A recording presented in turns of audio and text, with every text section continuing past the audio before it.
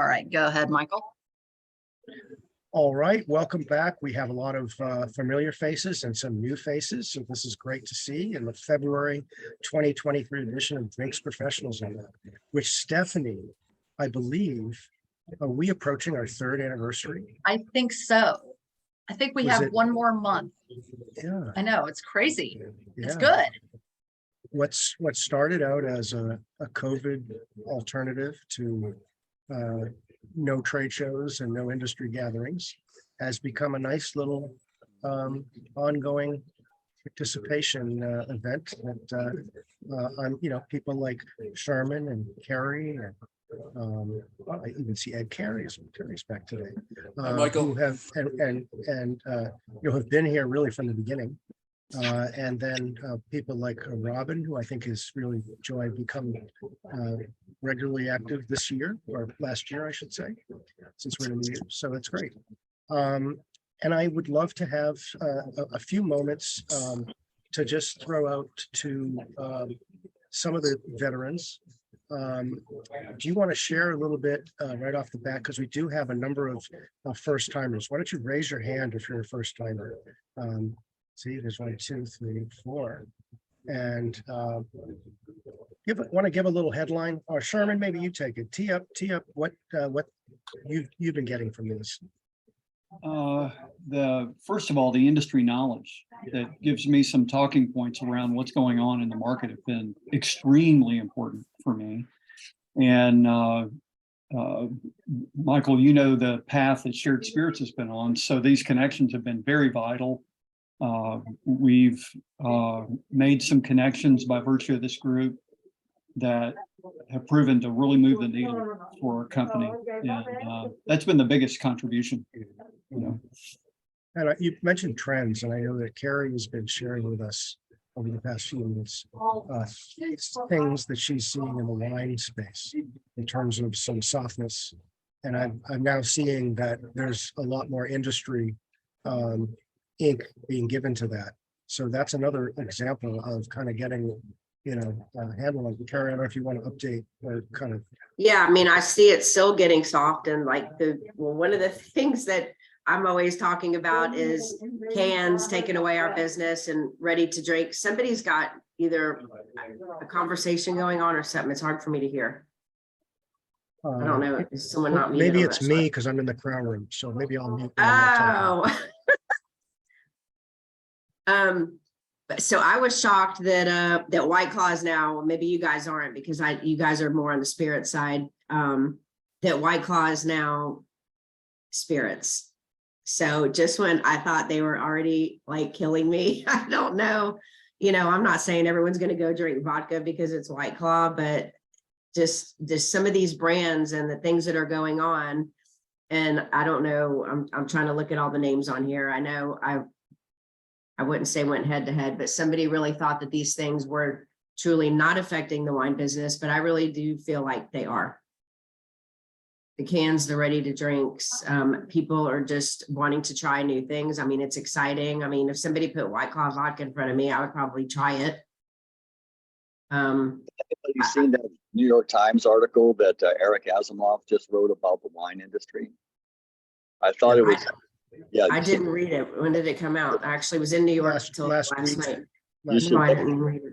This is critical to read because he spots something very, very, very important in drinks trends, and specifically, it's the wine industry has what he calls an old people problem. I did read it. Yeah. I read it. But keep going. And one of the things that he mentioned in there, which was absolutely, this just really kind of set it off for me. He goes, the current wine drinking the demographic were taught to drink wine through drinks like Bartles and James. Now, if you remember, anybody remembers Bartles and James from the 1970s and 1980s, right? That and the Reed Needy and things like that. Lancer's done a whole revamp. Lancer's is still out there, guys. Very easy to drink. And that they were marketed as lifestyle brands, especially Bartles and James. And so it was the training wheels for a generation. And what he's saying is that the wine industry is not putting those training wheels back out there again, and they're losing it to the spirits part, which of course, something like a malt beverage or canned cocktails that are very popular, the RTDs, are part of that. So I thought that was that one particular thing he said about Bartles and James, and I've always looked at it. I looked at White Claw and Truly. I said, wow, this is the Bartles. Well, now, I mean, that big joke, that meme is that White Claw is Zima's grandmother, her grandfather. I'm not sure which one it is.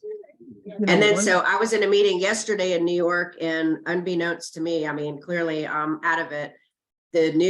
Well, first of all these mixing things are like really crazy, but this new big drink, and apparently I think they said Tom Hanks, which didn't make any sense to me, endorses it. This new drink called Cocaine is champagne and Coca-Cola. All right, that's just it's not a product. No, I know yeah. that, but I mean, the fact, like, I'm not even in the champagne business. I'm in the Prosecco business, but and the big one was because it's Diet Coke. So it's people who are looking for a less sugar, but a sweet.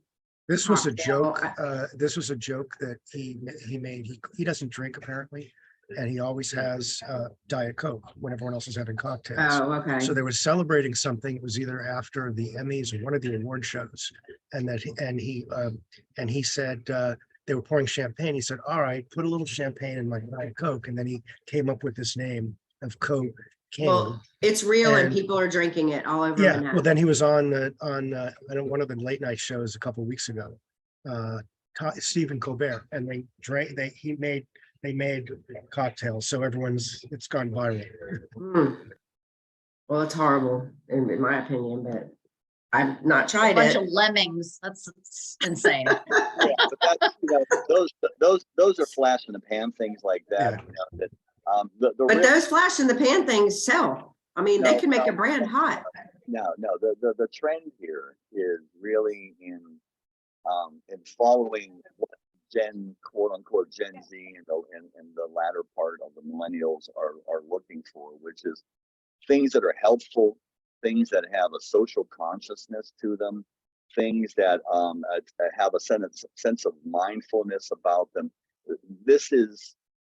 And it's very interesting because and so everything's getting lighter, and like, for example, I mean, whiskey people should be out there actually just, they should be out there with highballs, because that essentially answers the entire problem right there. You're not drinking that much whiskey, and you're mostly soda water and a little bit of bitters.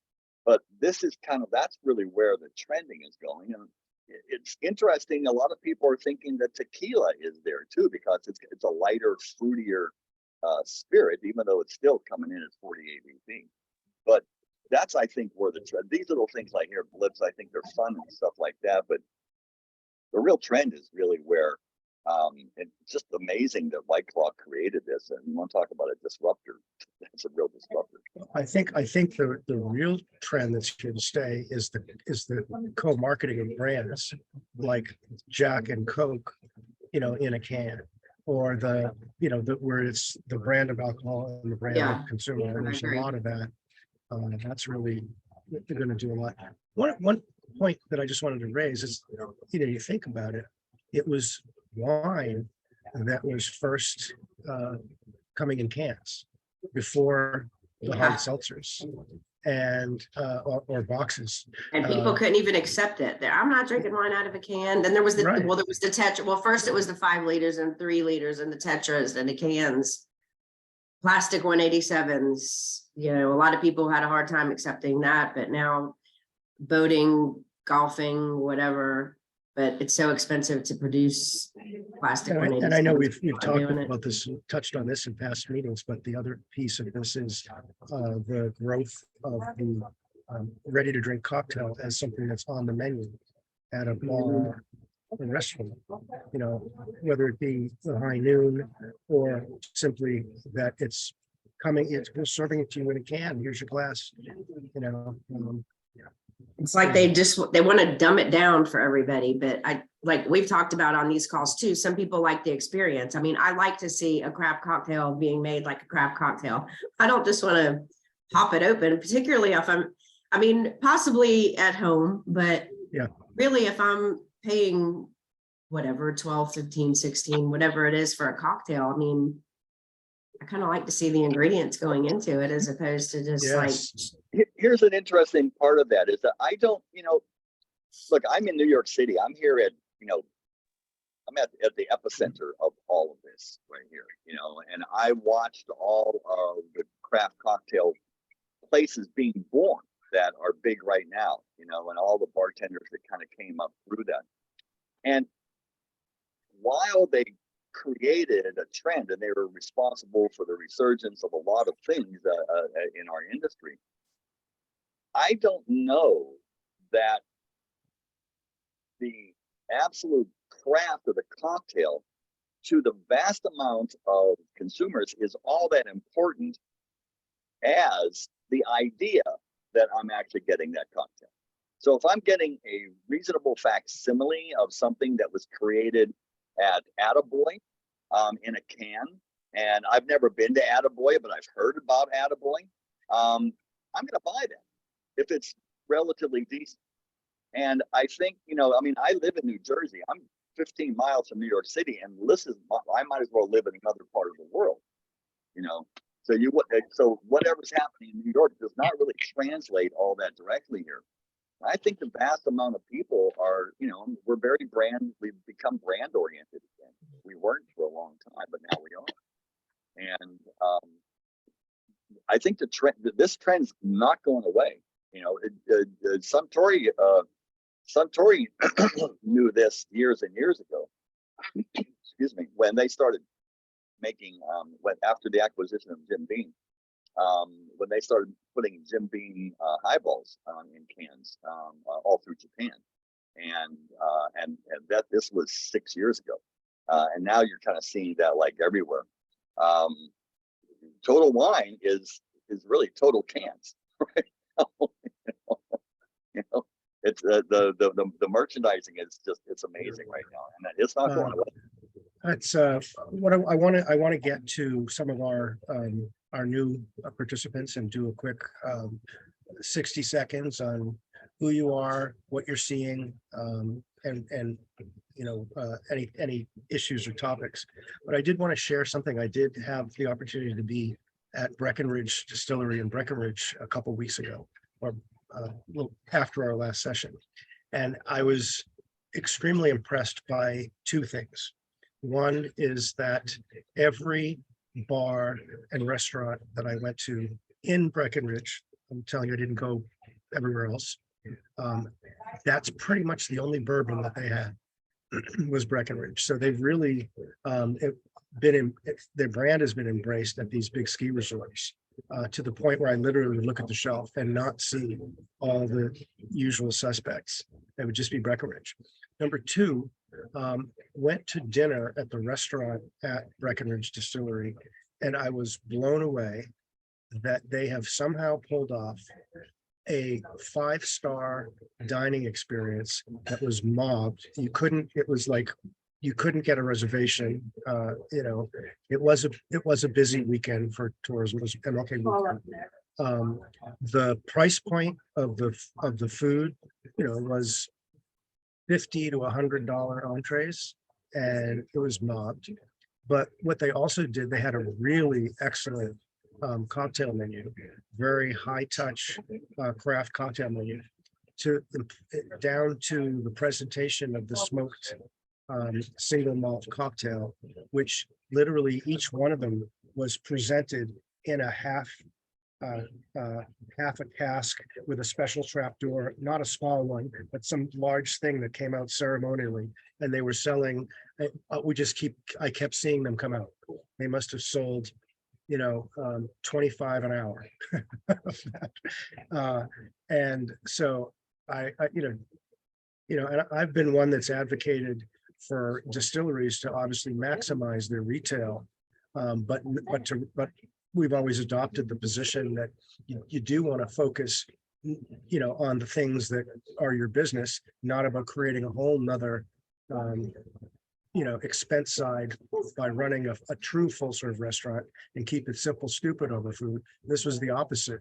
And it's, I don't know what their books look like, but from a standpoint of, wow, you've created a destination buzz here. That was pretty spectacular. So I don't know if anyone else has had the opportunity to go there or had similar experiences, but I wanted to share that. Because Breckenridge folks have been on this in the past, so I don't think anyone is this week. All right, with that said, let's see, how about Amanda? Tell us about Amanda. Thanks. So I am coming to you from Missoula, Montana. So I was kind of joking with or chuckling to myself when you looking guys at were the talking. Chinese balloon. You were looking at the Yeah, Chinese... actually, that's about 6 hours from me. Montana, it turns out, is a big state, but yeah, it's crazy. Shut down our airports and everything. So I was chuckling a little bit about when you guys were talking about it being cold. I was like, yeah, we were like negative 35 a couple weeks ago. So it's 20 today. It's a heat wave. So anyway, a little bit about me. I own a marketing agency. I've done that for about 15 years, focusing primarily in digital, social, and text message marketing for alcohol-based brands. And I also own a liquor brokerage here in the state of Montana. So we work with out-of-state distilleries to get them here into the state of Montana and handle their sales and distribution. Montana is a control state, so there's all sorts of fun things with that. But yeah, that's what we do. And it's, I'm happy to be here. And honestly, like listening to some of you guys, one of the interesting things that we've really seen and we try to help brands really embrace is that, at least here in the state of Montana, 80% of our liquor actually goes directly into the hands of consumers. Like people are walking in and buying it. And so we focus very little on on-premise accounts actually. So we're a bit of a disruptor here. We do things a lot differently than most other brokers do. But one of the things that we're having a lot of success with is doing that sort of marketing to the younger generation, all through social media and text message and things like that, to say, hey, go try this. And we incentivize them to do that with trips and giveaways and all sorts of stuff like that. But I think one of the interesting things, especially for the younger generation that doesn't have as much money, I am a mom of 5 and 3 of which are drinking age. And, you know, they're not going to go spend $15 on a cocktail because they have $15 to spend on groceries all week. So they are definitely going for the, how do I drink a little bit cheaper? So that's a little bit about me and what we're seeing I here. think, first of all, the most mother of 5 is accomplishment. So, but I do think that you and Sherman are going to have a lot to talk about because I know Sherman. Yeah. I was going to say, Amanda and I and my partner Justin have probably been on the phone a half a dozen times over the last year and a half. And what I love about Amanda is she's a marketing pro with liquor knowledge, industry knowledge. And there's oftentimes text and social marketers who don't have a grasp on what it is you need to say to keep from getting sued and losing your license. And, you know, kudos to Amanda. We learn something every time we're on the phone with her. All right, well, thank you, Amanda. Jenna, would you like to take the stage? Hi, thank you for having me. I've reached out to a couple of you before I came here, so you know a little bit about me, but if I haven't, I'm Jenna Koff. I am an on-premise wine and spirit sales specialist. I have focused experience in introducing new products to the market while keeping existing brands fresh. My last position was at Republic National Distributing Company, and I increased my territory annually by 20%. I was there for 5 years, and I actually doubled the revenue plus of my route. I am currently a job seeker. I am WSET2 certified in both wine and spirits. I got a perfect score on spirits, and I'm an executive bourbon steward. Trends that I have noticed, of course, the RTD sector is, as you were discussing, is booming. And being an on-premise specialist, the application that I saw for RTDs was really for like golf courses, hotels, places that had pools, because you don't have glass to break. So that was something that I found a great deal of success in. And I did sell Gallo, so I introduced High Noon to the market, and that was just took off like crazy across the board. I had a variety of accounts from beer and a shot to high end, and High Noon across the board sold. As far as wine, I noticed the trend was rosé, super hot, and also luxury. Luxury never slowed down. Being from the state of Kentucky, I currently live in Atlanta, but being from the state of Kentucky, it was interesting to see the trend of during COVID that tequila outsold brown goods for the first time in the state of Kentucky. I thought that that was pretty wild. And Carrie, I had heard of the Tom Hanks cocktail, and it made me shiver, and not in a good way. And also, of course, the Negroni Spagliato from the House of the Dragon. That one, I love a Negroni, but I don't think I want to mess with the Spagliato. I want to keep the separation. And another trend that I'm seeing in terms of cocktails is the resurgence of the espresso martini. That's it. Yes, the espresso martini. You can't go anywhere without seeing that on the menu now. All right, how about Cami?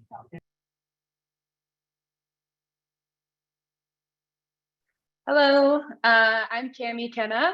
I'm calling in from Oaxaca, Mexico. I live in Oaxaca and work mostly in Jalisco, so I travel for work, but work in the Mexico space, particularly in tequila, mezcal, and rum. And additionally, I am one of the partners of a Pisco brand from Peru. So from here, I work on marketing and sales. And when I come to the US, I do any education. And aside from all that, I do my own consulting work in the spirits industry. It's been all spirits all my life.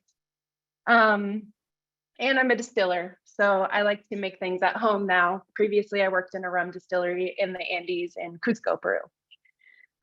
So what I'm seeing is a huge, obviously, the RTD trend. I'm an advisor on a couple of different products. And one of them I think is really fascinating, that it's going the route of particularly no proof. So no proof cocktail to kind of try and fill that space. And both of the ones that I sit on are very like culturally inclined, which I like a lot. And then obviously living in Mexico, tequila is skyrocketing, as if it wasn't before the pandemic and before kind of this current wave of celebrities coming in. And then also that's leaking into mezcal. So we see it on the ground here a lot. And then coming like right on the tail is Oaxacan rum is popular. Yeah, I think that's it. Michael, don't forget to unmute. Sorry, I was doing my space bar and it wasn't working. We've had some conversations about shortages, tequila shortages. Is there any movement on that? Yeah, well, it all begins in the field, right? So there's so much pressure on the agave that there's absolutely shortages, and how that's being remedied right now essentially is through agave pricing. So that's why, I mean, and the agave price surge has been happening for at least 6 years. But it's not slowing down anytime soon, because as more come in, more brands come in, more celebrities come in, more distilleries going up. That's new. Since I've been working here for 7 years, there's been, Clase Azul has built a distillery, Diageo has built a new distillery. So there's increased pressure on the plants. The price is going up. Tequila prices are going up, but that still doesn't that's not planting anything. So yeah, there's a huge problem. And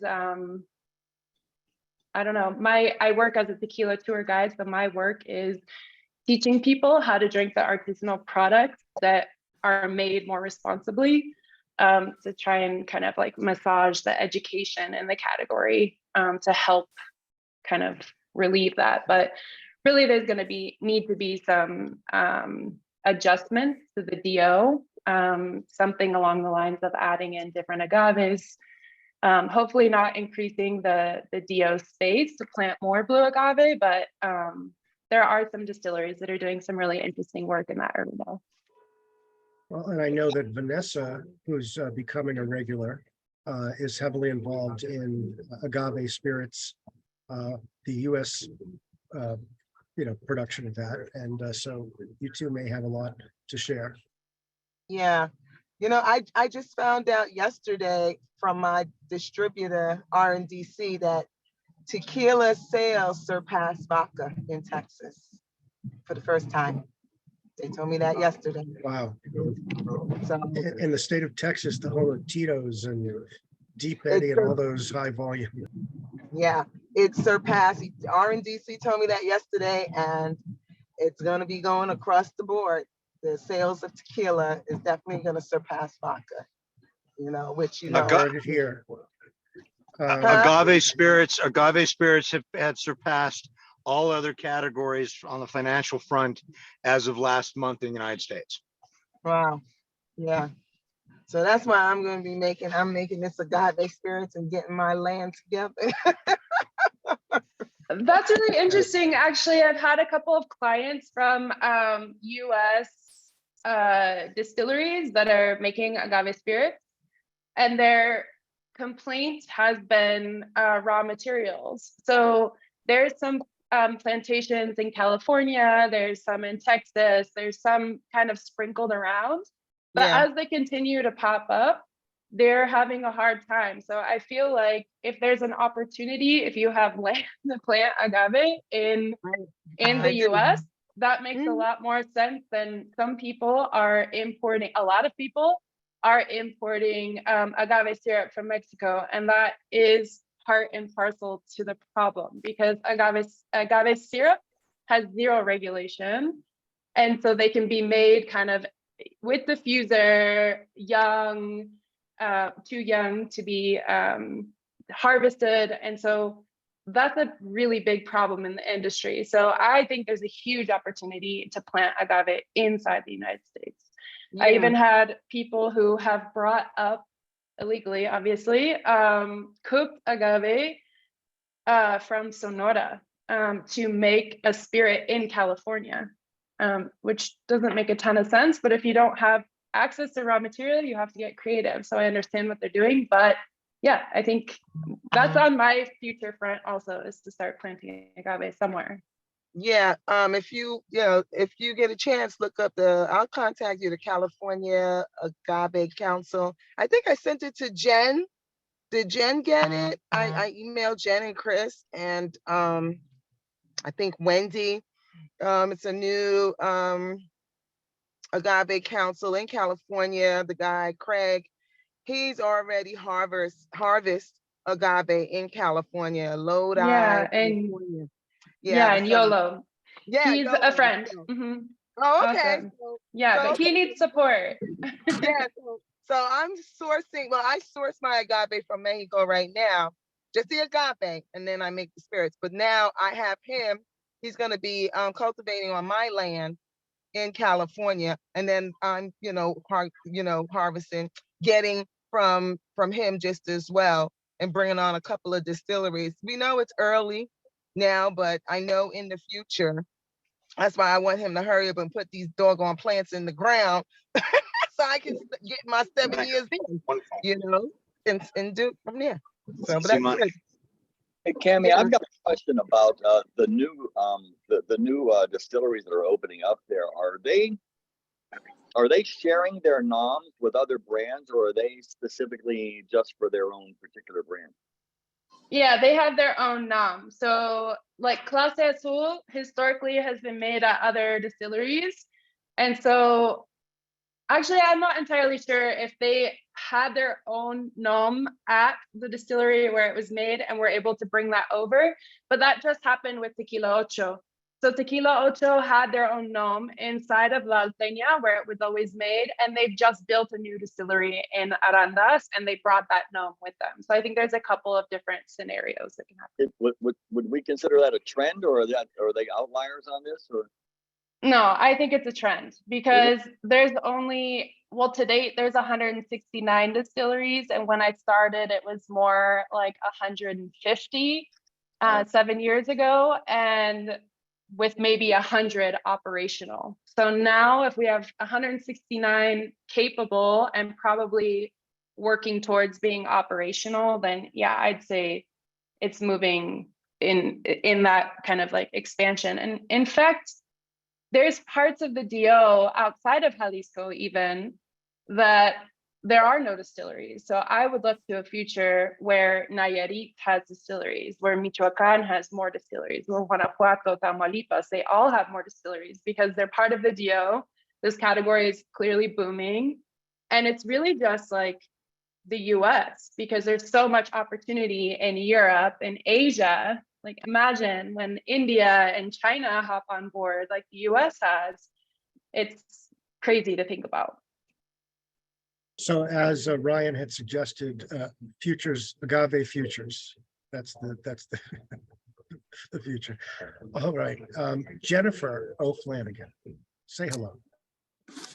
Hi, everyone. I'm calling in from New York. So I have my own marketing and public relations agency. It's called Feast PR, which I founded about 12 years ago. And what we're really focused on is crafting impactful brand building campaigns for burgeoning and well-established beverage businesses. So that's cideries, that's distilleries, wineries. And what we do is we act as catalysts for our clients, accelerating their brand visibility by connecting, educating, and engaging with trade, media, influencers, and consumers, both on the ground and in the ever-growing digital landscape. So this can be by starting with brand audits, messaging development, strategic media outreach, events, partnerships, etc. I've been in the industry overall for about 20 years. Time flies. I've been fascinated with this conversation about mezcal and the rise of agave-based spirits because I've been following it. I'm obsessed with mezcal.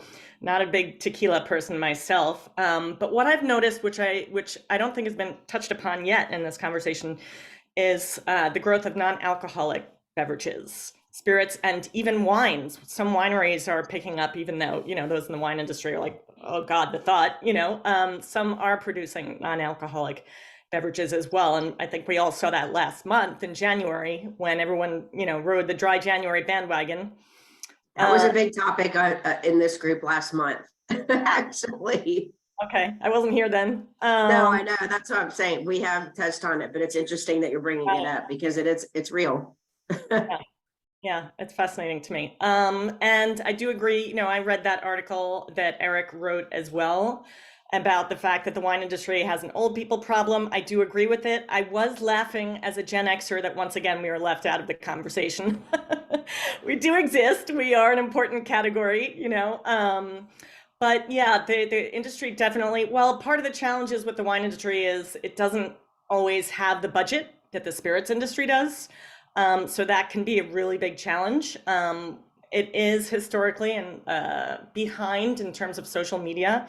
It's constantly a struggle to get wineries to really adapt to that more. And they do need to focus, everybody gets so geeky in terms of the terroir and the different varieties and whatnot. And we do need to remember to focus more on accessibility and enjoyability as related to lifestyle. So those are my points. Well said. I just wanted to share a little anecdote. Eric Asimov and I kind of knew each other in college. And I met him because I was a young college radio reporter.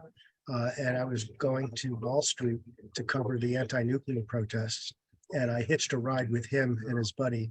And I was in the back of the car. And that's 45 years ago. So little trivia there. Now he's the New York Times lead wine and spirits writer.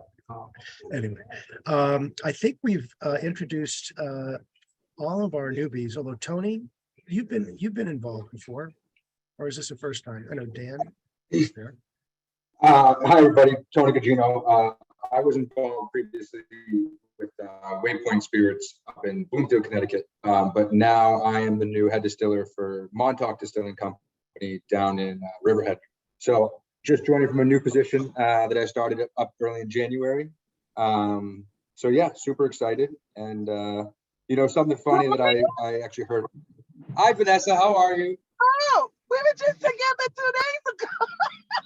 Oh my God. I'm sorry, y'all. Go ahead. We were just up in Albany for the New York State Distillers Guild. But something I've been seeing in the industry is kind of, as opposed to the non-alcoholic stuff, you know, with the canned cocktails and whatnot, is higher proof stuff going into cans. You know, the 9%, the 10%, 12%. And now you got Screwball, which released a little 100 ml can, which is pretty impressive to say the least, but a little ridiculous. So, you know, the market's ever changing, and us craft distillers, you know, we just got to see where to best spend our money and how to fight down these big guys. Well, I think we've talked about in the past, it's not even the 9%. They're the brands like Post Meridian that are doing full, you know, 55 proof cocktails, old fashioned, Manhattan. They also do have an espresso martini, but that's a different category. It's not the convenience store, you know, but it's, but I think there's a lot of disruption there too. Yeah, absolutely. All right, well, let's open it up to anyone who wants to jump in and either open a new topic or to throw out a challenge that they're having. Vanessa, this is Jennifer from Doan. I did not get your email.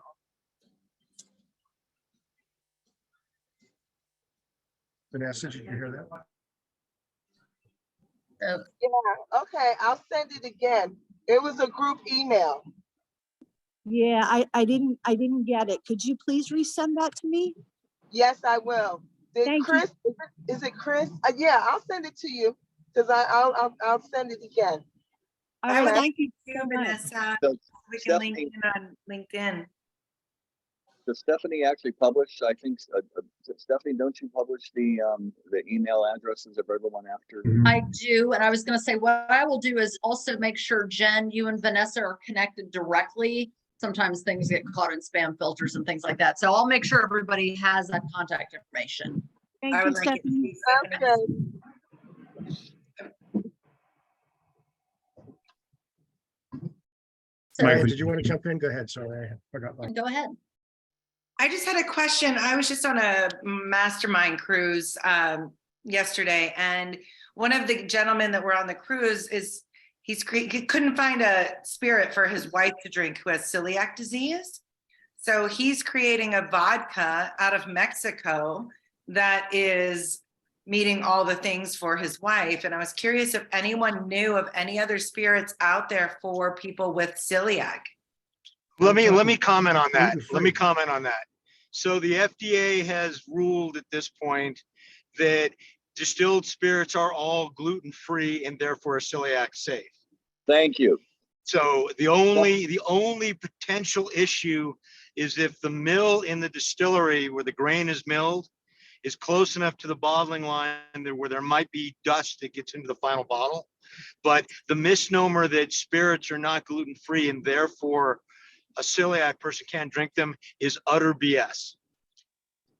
Well, I have an employee who has drastic celiac disease, and I mean drastic. And she cannot put down, she's been on the search for 3 years since she was diagnosed, and she's not able to drink anything either. She may be having another completely different reaction there, but to Stephen's point, this is a known entity inside the distilling world forever, and it's good that the FDA finally came out and landed where they were. So, I mean, I feel bad for this person, but she may want to look in other directions to understand what the genesis of this. Good point.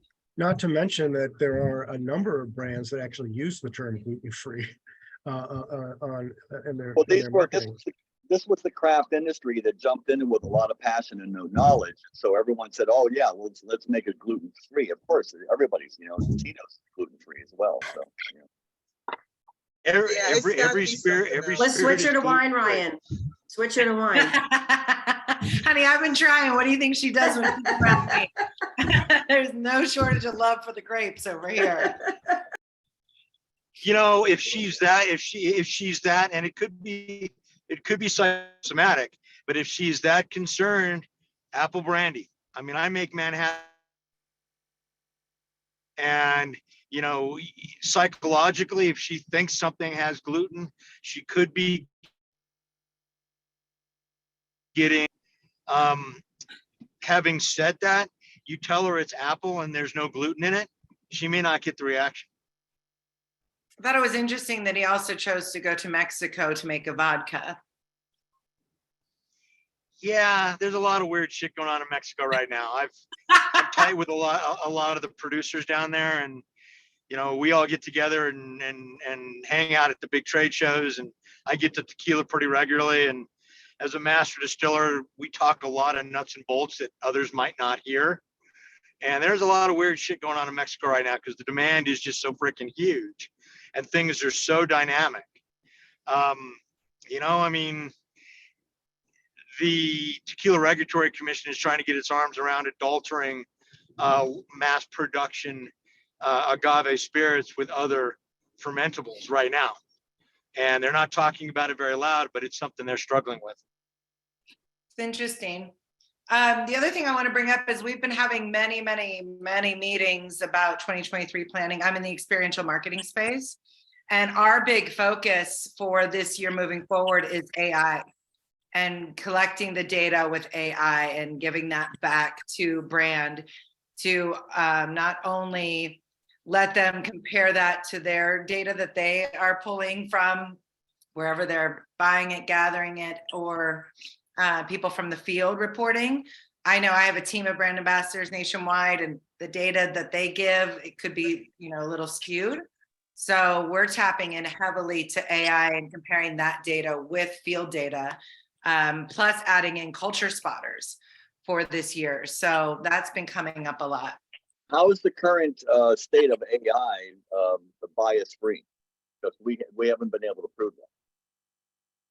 I mean, it's a forward movement for sure. So where you're capturing it is, I think a lot of people are thinking of AI from the computer screen and monitoring behavior. But we have a lot of displays that have beacons that can, monitor the behavior of what side of the bottle they're looking at, how long they held it at the display, things like that. So we'll be gathering AI data from all different aspects instead of just from one, to identify the consumer behavior and then deliver that. But that's the nature of AI. The nature of AI is that it's omnipresent. So the thing is that I don't see where AI at this point is of any advantage, of any definable advantage. Well, I'll put you in our group chat so we can keep you up to date daily on that, Robin. I would be more than happy to be kept up to date on that. Yeah, I'd love to. We'll keep the conversation going on it. So it's just been a I'm massive waiting topic. for the first brand to be totally, the narrative to be developed by AI and all the marketing copy and the label, right? That's what's going to happen next. And, yeah, it'll be soon, just like NFT was. NFT kind of came and went, and Starbucks just announced they're accepting NFTs on an invite-only basis for their coffee. that doesn't. Meantime, I'm hearing from one of my investment groups that is in the midst of getting SEC approval for a major public fund to finance whiskey. And one of the offerings they had was a token. And they've been delayed getting approval, and they feel it's because it is associated with crypto, so they're pulling it back to see if they can get approval for their more traditional public offering and deeded off. Ed Carey, what's new in your world? Ed, you're still muted.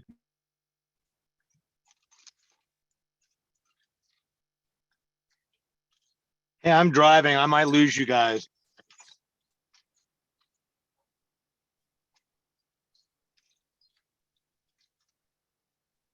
As my daughter told me, who's my partner in our little business, Dad, you're not very technically competent.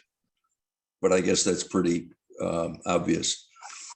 Michael and Stephanie, thank you for including me in this group. I really enjoy it whenever I attend. I think the people have a wealth of knowledge. Everybody's so friendly and offering to help, and that's great. So I retired a couple of years ago. SN Pike's Magnolia is a brand that's been selling for, this is our third year, so we've been selling for 2 years, and we're in 4 states, and we source our product. Our first 150 barrels were from MGP, and we're probably going to get some stuff in Kentucky sometime. But I really had 2 things to comment on. One, the first bourbon barrels that we got from MGP were 3 years old, and they cost $1,500. And our margin on COGS is about 60%. And I think Michael would tell me that's about where you want to be, Ed. You can always do better. But I'm looking at another 100+ barrels from them, and the 2-year-old stuff is $1,950, 45% wheated. So if you fiddle with the numbers back and forth, 3-year at one price, 2-year at another price, 1900 is a good price. Went up 100%. Yep. 100%. 1900 is a steal today. Is a what? A steal. Oh, today. it's for 2-year-old. Still a steal. Well, that's good to know. Two-year-old is now $2,300 to $2,800 if it's Kentucky. If it's Kentucky, yeah. Yeah, but MGP has been holding equal value because of the fact of scarcity, and they're not releasing as much. So there's almost any difference. There had always been about a 10 to 15, at least a 10%, maybe 18% difference between what an MGP new fill was versus Kentucky, and then what a mature product would be. And I'm now seeing 3, 4, 5-year-old MGP that's priced higher than Kentucky at those ages, just because. Oh, I believe that. Our stuff we bought at 3 years, so now it's 5 years, and the whiskey's 7 years and stuff, and it just goes up in value. But the interesting thing that we're wrestling with is we're fine for the next year or so, but then we'd have to use the more expensive barrels. Expensive thing, everything, nothing going down. Terrible investments, they all go down, but that's another story. Yeah, and you're going to have no choice but to raise the price, and that was going to be my question to you in the group. To stay any place around 60% margin rather than dropping down to 50%, I'd have to raise the price, but I'm not sure the market would accept that. So that's what I'm wrestling with. But we're having fun. In your case, you're a smaller brand. You're not necessarily competing head to head with the mainstream brands, because people are seeking out a little bit more of an authentic story. What I don't know, because I'm not privy to this, but do you have a sense of what your sales flow is? In other words, are people tending to purchase this as their everyday drinker? Or are they purchasing it, one, to add to the bar because it's got a nice story, right? And that makes a difference. In Ohio, I think it's sort of in the middle of that equation. In the other states we're in, I think it's let's just try this and we'll see how it goes. But we continue to get orders from Alberta, Canada, and Arkansas and stuff. We're new to the business, so we're just wrestling with all the questions. But it's great to be part of this group. All right. Anyone else have any input for Ed before we move on? I just have a question on that with respect to kind of the purchasing volume and size from MGP. I tried to, I bought like 37 barrels last year of, brand new product, off of them, and tried to place some additional orders, this year, and they wouldn't even sell it. They said their production has been, booked for, until been the end sold of out. 20, yeah, until the end of sold out containers. 2024, unless you were willing to order 2,000 barrels. So I said, all right, I'll buy 2,000 barrels. And they said, well, you can't do that either because you'll have to get on a waiting list. So I'm curious, like you said, does anybody know how to get some clear product from them, or the what term that they're using in the marketplace, and our friend from Luxco could add, and Michael could add more truth to my comment, but they talk about legacy customers only. You either are or you aren't, and they don't define what that is. But since I can work out some. But that's, so I will tell you the one way to do it is there are people that do have some allocations they've had for years. I just got approached by somebody who has 20 barrels of new fill that he wants to sell for like $1,200. But from a standpoint of volume, I had 20,000 new allocation contracts that we resold for another owner, and they sold for $1,100, and that was for 2023 allocations. And I was told yesterday that same owner of allocations, again, a legacy buyer who has a long-term contract, is considering what price to charge for their 2024 allocations, and it's probably going to be $1,200 to $1,300. And you actually broker that? You can help, because that's one of the things I was looking at is new allocation and how to get in on that. So if it's legacy, then let's have a conversation on that. Yeah, we can have a conversation. I will tell you the challenge is that it's really become a game of very large investor funds who are getting priority. I'm in the midst of brokering 55,000 new fill contracts for 23 and 65,000 for 24, but they're all being acquired by one private equity fund, and they're going to sit on it to release, starting in year 2.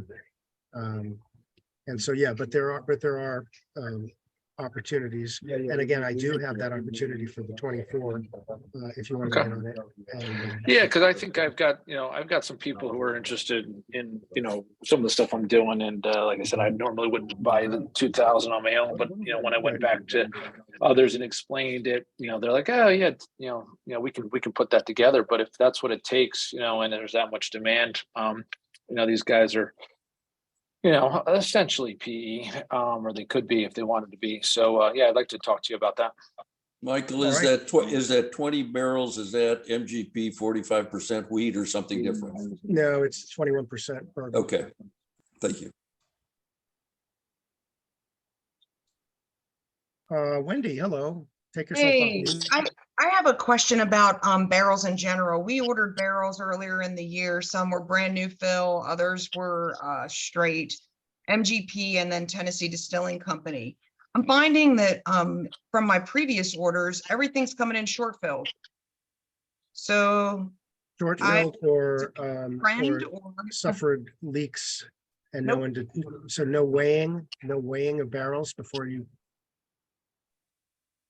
I mean, when they come in, we check them when they come in, and they've all been short filled. Well, one thing that you should do, are you buying stuff with significant age? No, I'm talking about brand new fills coming in also short, just a different short, about 3 gallons short. But prior to this order from this year, I never had that problem with MGP or anyone else, nothing. I've not heard the problem with new fill. Okay. I have heard the problem. In fact, it's stuff that we've brokered for people that was, 5 or 6 years old. Understood. No, we don't even get anything that old, but it's not that. I actually got older the last time and it was fine. I mean, it was what I would call a normal amount of evaporation or And leakage or was that whatever. from MGP? Yeah, one was from MGP, one was from Tennessee Distilling. One was 5 gallons short per barrel approximately. The other one was about 3.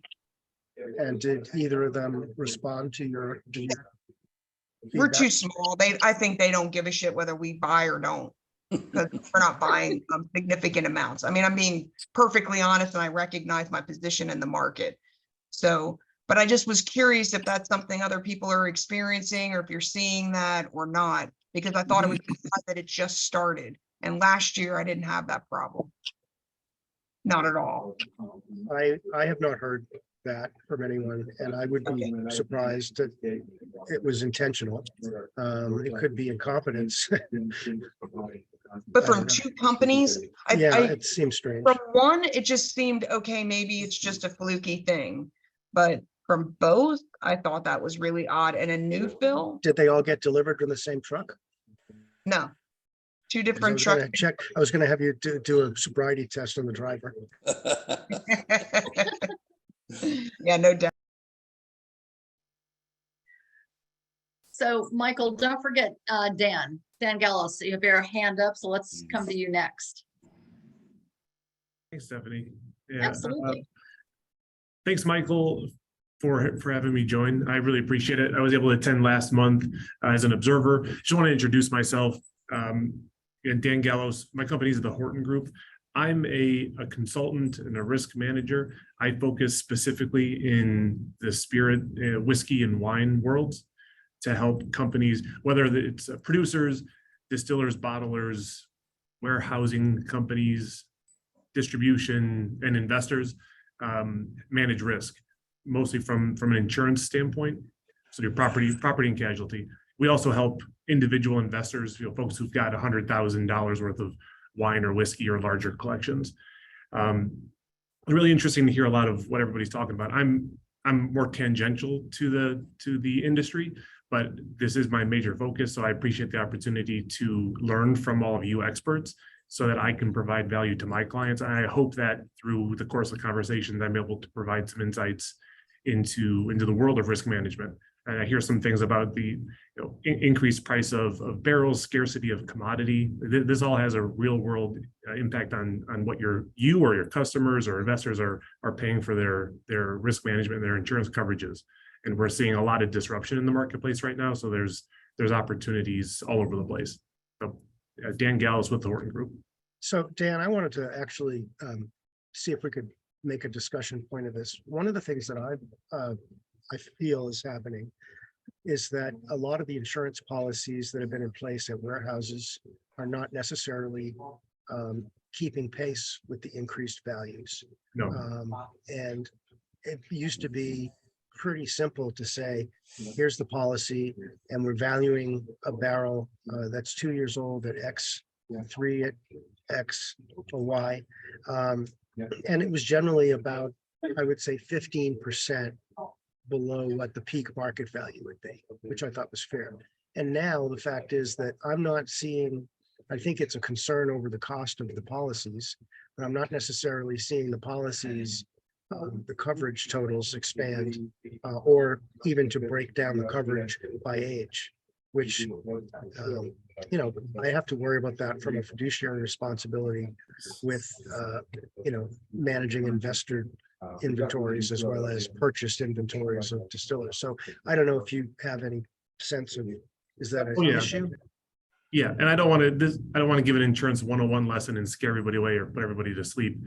A lot of what we're saying is, what I come across is an insurance broker consultant is a generalist, and they deal with maybe one distiller or one investment group, and they don't really understand the space. So they don't know the nuances that go into how do we appropriately value, how do we put a statement of values together for our inventory to make sure that barrels are covered appropriately based on their age.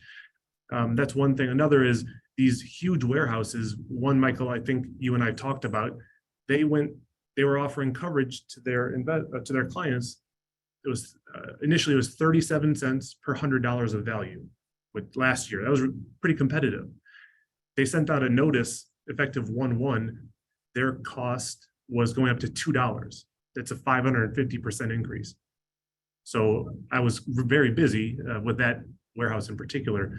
So we're seeing it all over the place. And without giving the 101 lesson again, these warehouses have such huge volumes and huge total insured values that their insurance carriers are saying, hold on, there's too much here. We're gonna have to charge you more. So the warehouse tries to pass it down to their customers. And we're seeing this ripple effect across the country. It's not just in the spirits world, it's everywhere. But here particular, we're seeing huge increases. Are you aware of any major claims that have been filed recently? Well, the biggest ones were a couple of years ago. Was it Jim Beam? Oh, with the Rick House fires, yeah. Yes, there were a couple of bad Rick House fires that hit almost back to back, and that disrupted the whole marketplace, and insurance carriers got out of the business altogether. And then there's scarcity in the market, so prices go up, and it's starting to reset itself a little bit. But with this boom or glut or bubble that we're seeing, some insurance carriers say we have too much exposure in this warehouse. We're not going to offer coverage at all, or we're going to increase our prices 5-fold because they know that these are powder kegs a lot of times, especially the old Rick houses. They're not sprinkler, they're 100-year-old frame buildings. So fortunately for producers and investors, we haven't seen any giant claims in the last year or so. There's little ones here and there. But when it comes to these catastrophic fires, it's a ticking time bomb, and insurance companies know this, so they pass the cost along. And I guess the last one was not in whiskey, it was the Napa wine fires. The Napa fires like a year and change ago. Sure. Okay. All right, let's see, who have I not, is Ernesto here? I think so. And Michael Clancy is traveling. Michael Clancy is Yes, I think Michael said he was traveling, but He's Ernesto, traveling, I think, is okay. here. Ernesto, We I guess you missed some of our earlier conversation, driven by Cami Kenna, who's on, who is knee deep into the agave plants. Oh, in Mexico. yes. Okay, yes, I did miss it a little bit. I'm also traveling. I'm in Tequila now. I'm here. I'm in Tequila, Jalisco. We're finishing up a bottling this week. So yeah, I missed the first part. The first, I didn't hear anything about the agaves, but I'm here. You already know most of what we talked about anyway. Okay, all right, great. Yeah, so agave things, just a little bit on that. I didn't hear what was said. There was a big freeze in the Los Altos region late last year. So a lot of the agave plantations up in northern Jalisco they froze. So this fear that a lot of people have of the agave pricing dropping and just falling through the floor doesn't seem to be happening. Everybody here in Tequila in the Valley is kind of like, hey, things happen, and our agave is still going to have a very good price in the next 2-3 years. So there's people that are very against putting down any new agave at the moment, but it seems to be gonna stay at that price point for the next couple of years still.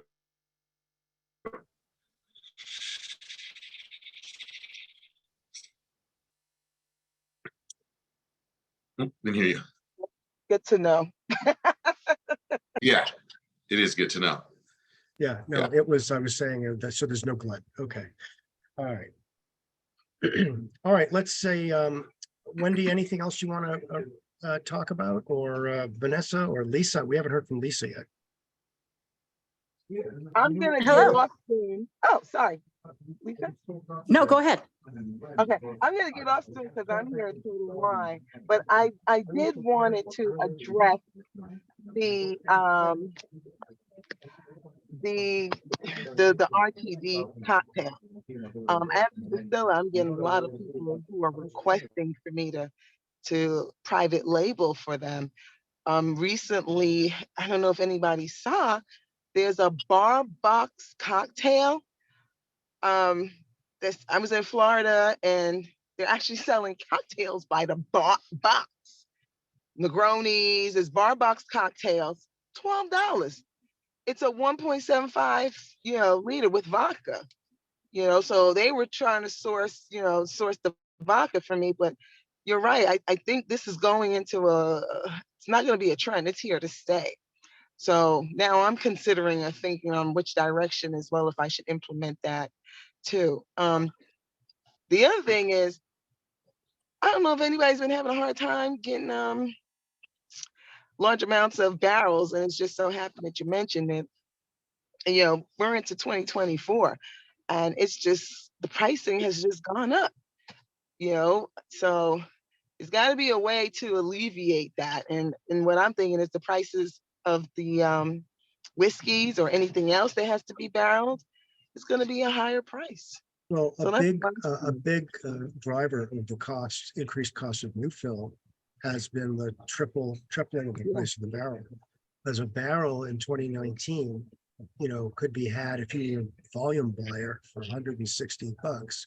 If you were a small buyer, you were paying $210. And now the volume buyers are paying $395, and the small players are paying closer to $5, if you can get them. So the paying impact, 500. You're paying 500, yeah, because you're buying 5 or 10 or 15 or and so if you think about that, that contributes 80% to why the cost of new fill went from $750 to $1150, or $1050 if you could get it, across the board last year, and it's sticking.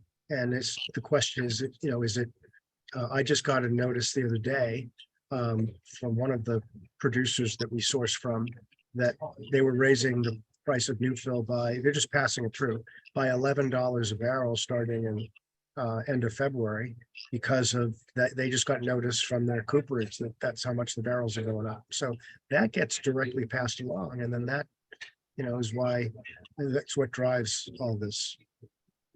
It's the largest factor.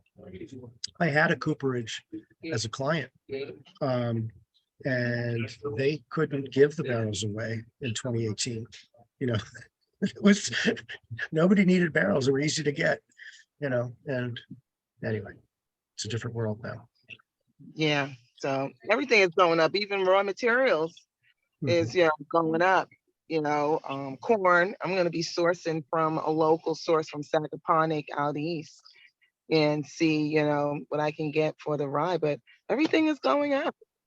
And Although, it seems from what I've been hearing, is that there was this significant increase. Some of it was predicated on a year ago, the war in Ukraine, the fear that the grain prices were going to go up significantly. And they didn't go up as much. They did go up, but they didn't go up as much. And the rye went up significantly.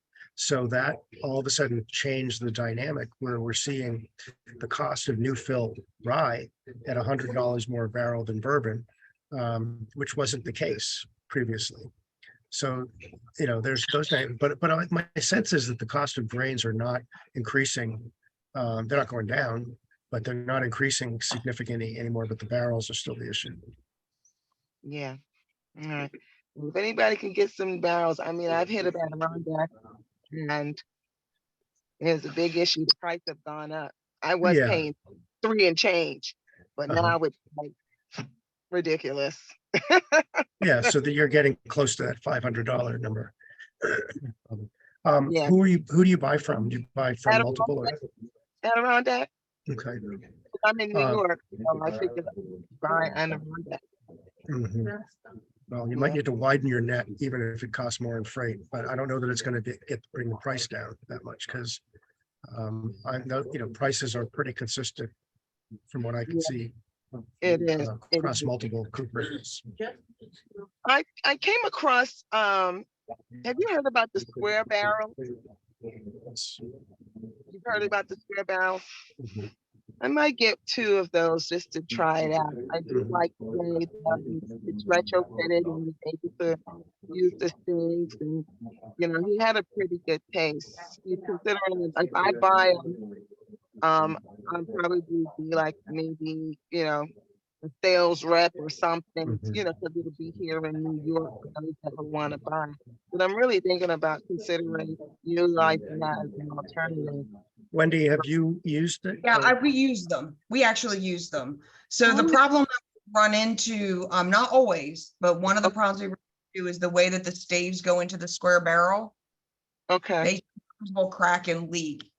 So you just got to be really careful with the staves that you select.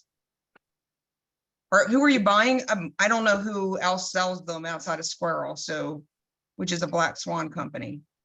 Direct. I met directly with the owner at ADI conference. Yeah. So you're talking about him and his daughter run it, correct?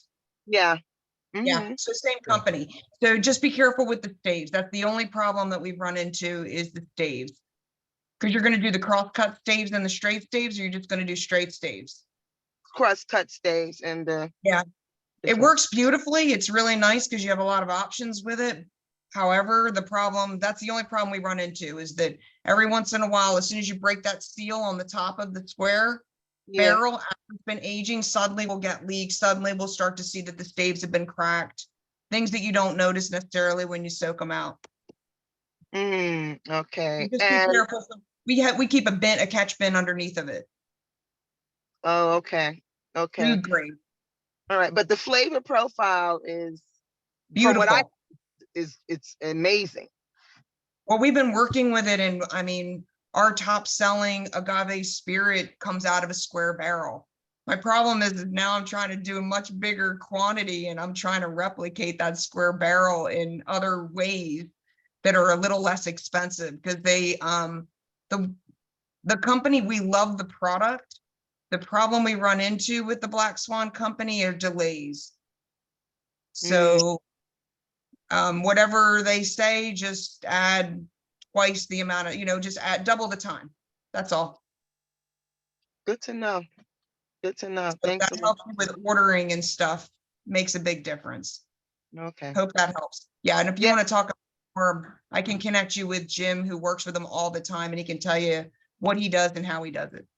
Okay, yeah, definitely. Because I'm definitely thinking about bringing a few, because I got to find another way. So that's good. But that's all I got, guys. I got to go to Total Wines and More, settle up with them, get paid today. It's a Friday. Enjoy yourselves. Everyone have a good one. Stay warm. Nice to meet you, Vanessa. Same here. Michael, don't forget to unmute. I'm not used to that. So I was just going to say, I think unless anyone wants to throw another topic, I think we might wrap this one. Since I'm here at the Crown Room, I'll have time to get a cocktail before I have to board. Exactly. So, Carrie I has just had something to say? I had a question, and I can't believe it's the Yes. same question that I asked 1 year ago and 2 years ago, but is anyone doing the BRE conference this year in Vegas next month? I'm not. Okay. What about nightclub and bar show? Anyone coming in that we can get? That is That that is the is. show. It's a different name now. Oh, perfect. Yeah, It's the I'll be same here. show. You want to grab dinner? That's I don't know March. if I have time for dinner, but I'm there. It's next You're month. talking Yeah. about March, correct? Yes. Yeah. I'll be there. Okay. March. Awesome. We should all make a plan to hook up. I honestly don't know that I could do a whole dinner because I have a lot of people to see. But I would love to meet you all.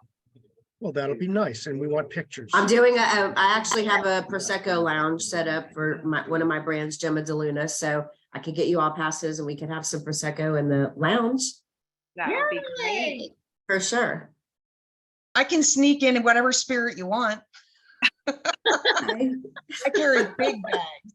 Don't bring any Diet Coke to my Prosecco. I was going to say lounge. Diet Coke and champagne. What about that? Absolutely not. Forbidden. No, I'm talking liquor. I can bring any Okay. liquor that you want. That's allowed. That's allowed. All right, well, thank you all. Have a good month. Have a good show, and we want to hear all about it next month. Absolutely. March 3rd. Thanks, everyone. Everybody. And so March 3rd is the date? March 3rd, Friday, March 3rd. I'll send out the notes. Michael, you have a fun trip. Ladies, thank have a you. nice time in Vegas. Yeah, we'll Thank see you. you before Michael. then. I was jumping ahead there just because my calendar's all, going crazy, but. And I don't think anyone was there last year when I asked this, or the year before.